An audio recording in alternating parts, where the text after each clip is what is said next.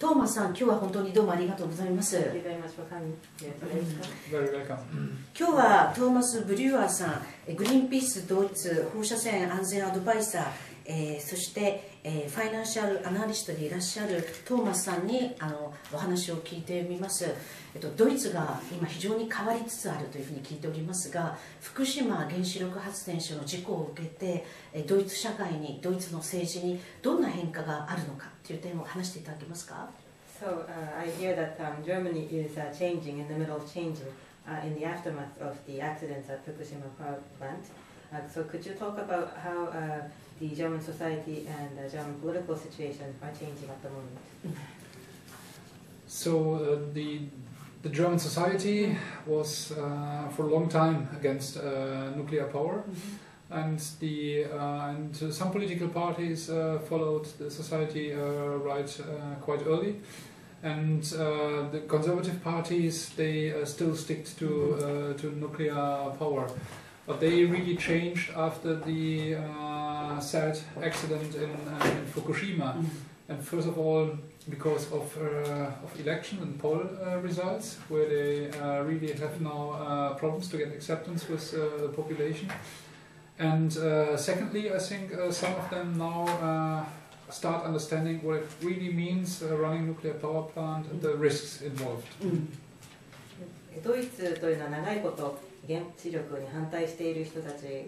ドイツの社会そのものが長いこと原子力に反対していたんですが、政党については社会と歩調をかなり早い段階から合わせているところと、そうでないところ、特に保守派は原子力を推進していたというところがあります。ただ今回の悲しい福島の事故の後、選挙結果を見る限り、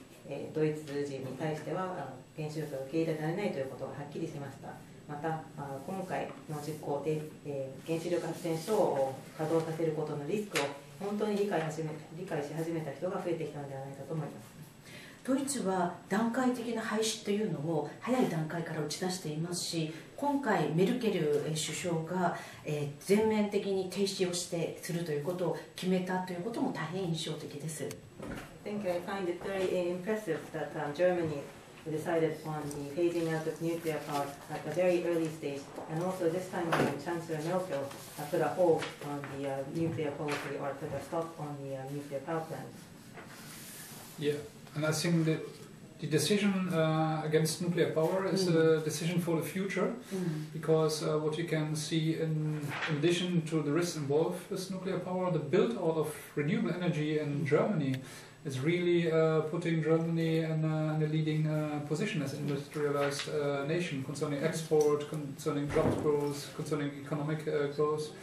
So even though whether you believe on nuclear or not, it is not a future industry. The future belongs to the renewable industry. And therefore, as a country, you have to go to be a player in that industry. 原子力については、これは使っていかないということを早い段階で決定しましたが、これは将来のための決断だったと思っています。事故のリスクということに加えて、再生エネルギー産業を育てていくということがドイツにとって、産業国のドイツにとって、経済成長ですとか、あるいは雇用の創出だとか、あるいは輸出を増やしていくということにつながるということで、原子力よりも再生エネルギー、自然エネルギーの方に将来はあるんだということが非常に浸透しています。国としてですので、自然エネルギーの産業の中でプレイヤーとしてやっていくべきだという考え方があります。自然エネルギーの促進はドイツはとても熱心にやっていらっしゃいますが、原子力発電をやめてどういうエネルギーでできるかということについてのお考えを教えてください。Renewable energy is being promoted actively in Germany. Could you talk about how the energy demands can be met if you are to move away from nuclear power? Yes,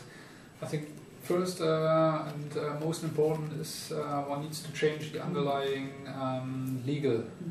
side. So there's needed a liberal market, so there has to be competition in the market. Then there has to be introduced a renewable energy law, which gives renewables priority for the network. And then it starts, what we've seen in Germany, it starts already building out. And by introducing after that the phase-out law, so it became clear that we need a new energy capacity, and that set a whole innovative process in Germany. And in Germany, the renewable energy demand will be met by wind and partly by solar energy. But going forward, it will be geothermal energy, a little bit of bioenergy, but that's difficult because you have to be careful not to be in competition with food, and of course like water, which has his borders as well. Looking at Japan, I would think the biggest contribution to renewables in Japan would be solar energy. So in the south, there could be a lot of centralized solar power plants, and geothermal must be a huge potential. Wind is as well, but not this much than in Germany. So there's enough potential in Germany and in Japan to go renewable. まず最初に、そして最も重要なことですが、基盤となる支えとなる法律、法制度を作っていかなければいけないと思います。市場を開放する、自由化して競争が起こるようにするということで、自然エネルギー法を作り、自然エネルギーにプライオリティを与えるということが必要でしょう。それからその後に自然エネルギーの発電能力を高めていくという設備に対する投資拡大が必要になってくると思います。でこのような新しい発電設備に投資をしていくということが革新的なプロセスを開始させることになると思います。ドイツの場合、自然エネルギーの需要のほとんどは風力やソーラーで賄われています。今後これから地熱発電ですとか、あとバイオエネルギーということが考えられますが、バイオエネルギーに関しては食品とする、食べるものとして使うということとエネルギーとして使うということで競合してしまうので、慎重に考えなければいけないという点があります。あと水力も可能性があります。日本について言えば、おそらく大きな貢献ができるのはソーラーエネルギーではないかと思います。特に南の方ではそうでしょう。それから、集中的に太陽熱を利用していくというやり方ですとか、地熱発電、風力発電も可能性あると思います。ただ風力についてはどういうことではないとは思いますけれども、いずれにしてもドイツ、日本それぞれ自然エネルギーには十分なポテンシャルがあると思っています。日本で自然エネルギーにやるべきだっていうと、原子力発電所をやめたら賄えないよっていう人も非常に多いんですね。でそれは本当に残念で、ドイツでは最近自然エネルギー 100% も可能だという報告書が出たというふうにも聞いておりますが、それについてちょっと話していただけますか。When you say that renewable energy should be pursued, many people actually say that if you stop generating power using nuclear power, then demands cannot be met, which is just unfortunate that so many people still believe that. But I hear that in Germany recently there was a report that was issued to say that 100% of the energy demands can be met with renewable energy. So could you talk about that report? Yeah. It's actually we have a Greenpeace report for Germany as well, and we found out that 100% renewable in 2050 is possible, and even has the advantage it makes the country kind of independent, because currently Germany is very much dependent on energy raw materials to be imported. So renewable energy will make Germany more independent, and that's if nuclear energy will go, that there will be not enough energy. That's a clear lie, I have to say. For example, in Germany, that was always the same argument, and after Fukushima, the German government ordered to close down 8 nuclear power reactors. That's half of the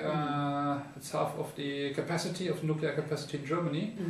And still, nothing happened. The energy is there. There's enough energy, so that it can be done without nuclear. That is not true. Especially not in Germany. We have only 25%, and in Japan it's 33%. That can be easily met with renewable energies. グリーンピースがドイツ向けに出したレポートというのがありまして、その中でも2050年までに 100% 自然エネルギーが可能であるということを言っています。またこの自然エネルギーを使うということにはまた別のアドバンテージもありまして、国としてエネルギーの自給率を高めるということができます。現在ドイツはエネルギー資源を輸入に頼っていますが、自然エネルギーを使っていくことでより輸入に頼らない自立していくということが可能になります。そして原子力がないと立ち行かなくなるということは、これは嘘であるというのはドイツではもうすでにそういう論調でずっと来ています。福島の原発の事故の後、8つの原子炉が閉鎖されましたけれども、この原子炉8つというのは原子力発電所の能力の半分に相当するんですが、この8つの原子炉が止まっても何も起こっていません。ですのでエネルギーは十分ありますので、原子力がなくては需要を満たすことができないというのは、これは正しくありません。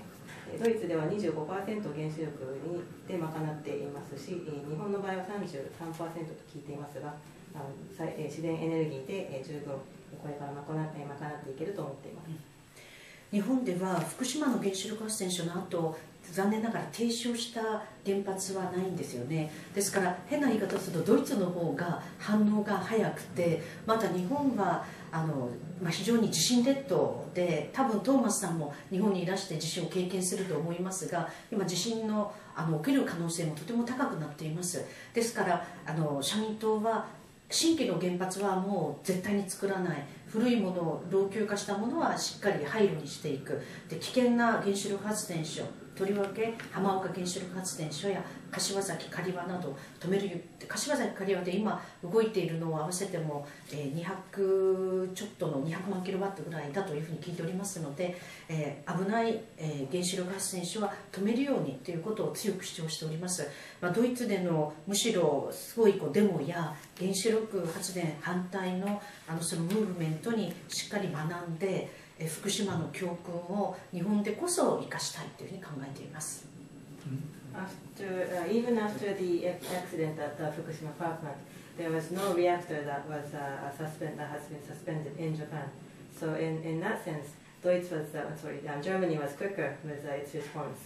to shut down the nuclear power reactors. On top of that, Japan is an earthquake-prone country. I'm sure you have experienced earthquake while you were staying in Japan, Thomas, but there are probabilities that there will be more earthquake are high in Japan. So Social Democratic Party is calling for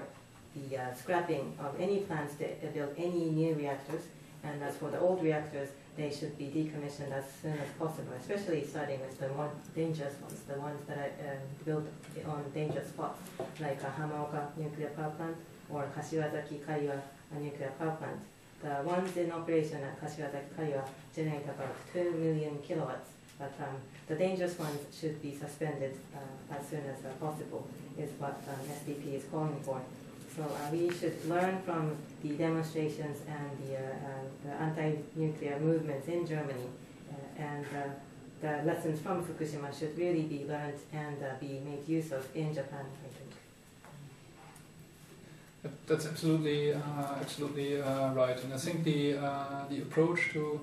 close down first the ones who are in the most risky situations because of earthquakes and the oldest ones. That is a very good approach, because I mean, in general, nuclear power is very dangerous.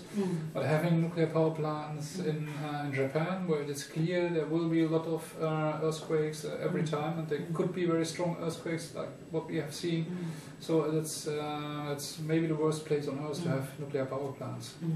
本当におっしゃる通りだと思います。なるべくリスクの高いもの、地震のリスクや古いということでリスクの高いものから停止させるというのは良いアプローチだと思います。また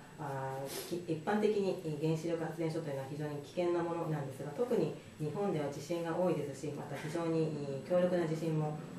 可能性としてありますので、その意味からすると日本というのは地球上で原子力発電所を建てる最悪の場所と言えるかもしれません。